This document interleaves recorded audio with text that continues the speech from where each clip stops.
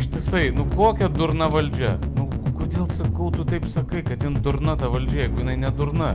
Sakau, jinai labai protinga ta valdžia. Viską daro taip, kaip reikia, kad darytų.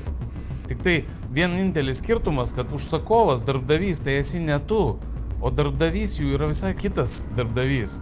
Ir tas darbdavys, ką užsakė, tą jie ir įvykdo. Ir jeigu tau nepatinka, tai nereiškia, kad jie yra durni. Reiškia tik tai, kad jie vykdo tai, ką reikia jiem vykdyti, už ką jiem pinigus moka. Ir jeigu čia netitinka tavo norų, tai tik dėl to, kad ne tu jų darbdavys esi. Nu, ne taip kaip knygutėje parašyta vadovėlį, kad žmonės čia išrenka savo valdžią, o ta valdžia, taip durnai elgesi. Nu, kokie debilai. Sakau, tu įsivaizduok, sakau, prie stoties sutikai Čiaugonką, jin tau sako, duok 200 litų, išbursiu. Nu, jisai davė 200 litų, išbūrė, jin pasakė, tau po mėnesio bus tas, po savaitės tas. Nu, grįžti namo, praeina savaitė, nieks neišsipildė, po mėnesio vėl neišsipildė ir tu tipo sakai, nu, bet kokia durna Čiaugonka, nu, bet kokia jinai durnė, jinai visiškai nemoka burt, jinai visiškai nemoka savo darbo, jin sako, kad jin būrėjo, jinai nieko nemoka. Tai sakau, tai kuris dabar durnius, ar Čiaugonka ar tu, kur 200 litų jai sumokėjai?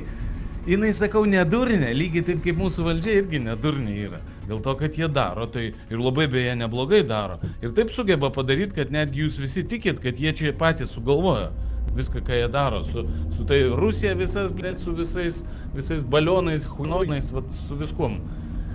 Ir visi tiki, į rinkimus laksto ir labai viskas smagu. Tai sakau, kas durnius, tai čia dar reikia pagalvoti gerai. Tai, bet žmonės, jie nori tikėti, nori labai tikėti tuo, jiem, tas, kur sakai, žmogus, kur nupirko mašiną su atsuktų speedometru, nu, jam pačiam taip gera. Jam gera važiuoti su mašina, kuri pravažiavus 200 štukų, o ne 400 štukų. Nu, ir jis ją nupirks. Ir po jis neklausys, kad tu jam sakai, kad tu net pats atsukai, Lygiai taip pat visa šita situacija, kai visi norėjo tikėti, kad valdžia rūpinasi jų sveikata. Ir viskas. Nors akivaizdžiai matosi, kad dėlina. Sako, perpildytos ligoninės, nes nėra vietų, o jis nuvarė ir nufilmavo, kad ten nei vieno nėra.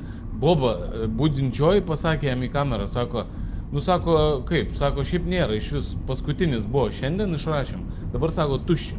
Jis aplink langų šliaužiojo, visur užgesintos šviesos, o žmonėm per televiziją sako, kad perpildytos nebėra vietų. Nu, parodai šitą video. Nieks nenori tikėti, nes kodėl nenori tikėti? Dėl to, kad tada sugrius visas jų pasaulis smegenyse, kur jie mano, kad jais rūpinasi. Tada jie supras, kad jais niekas nesirūpina. O netgi priešingai, mielai suleis jiem kokią zarazą ir kad užsilenktų kuo greičiau. Nenori tikėti? Ne, taip nėra. Nenoriu net girdėti, net tikėti, užsikimšiu ausis, ble. Vatnikas, vata, antivakseris, va tai va noriu. Tai taip ir yra žmonės, tu jiem neišaiškinsi. Ne dėl to, kad jie smegenys pas juos netaip sudėliotos, ar kad ten proto trūksta, o dėl to, kad jie nenori tikėti.